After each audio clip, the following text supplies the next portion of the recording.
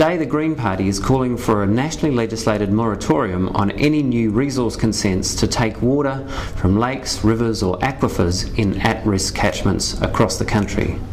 We're doing this because there is a national crisis in water quality right now in this country, and regional and central government need some breathing space to deal with the problem.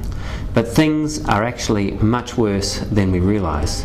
This is from Dr. Mike Joy, who's a senior lecturer in environmental science and ecology at Massey University.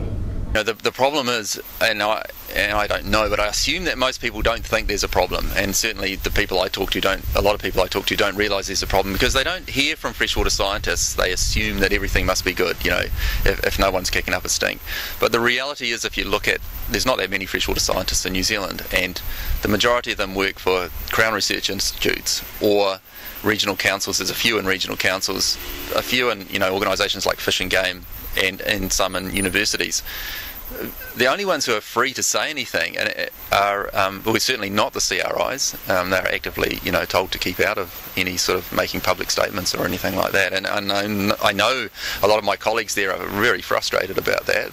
They see things happening and they want to talk about it, but it's bad for business, and they're told not to do it. I did a quick search through the State of the Environment report for the word biomonitoring, using the animals, the life that lives in a stream to measure the health of the stream, which is how it's done all over the world. The word doesn't appear in the State of the Environment report. So basically, if you don't measure, if you don't measure things that are going to tell you there's a problem, then you won't find a problem. And there's a real tendency to do that when you're reporting on yourself. A real need for some independent, assessment of what's going on. That State of the Environment report from Ministry for the Environment definitely needs a serious bit of peer reviewing. It's just not up to standard. If one of my students had handed it in, I think I would have failed them on it. Yeah, I would fail them on that freshwater chapter. So you weren't asked to peer review the freshwater chapter? I would love to know if anybody did peer review it, because any freshwater scientist in New Zealand would have slammed it.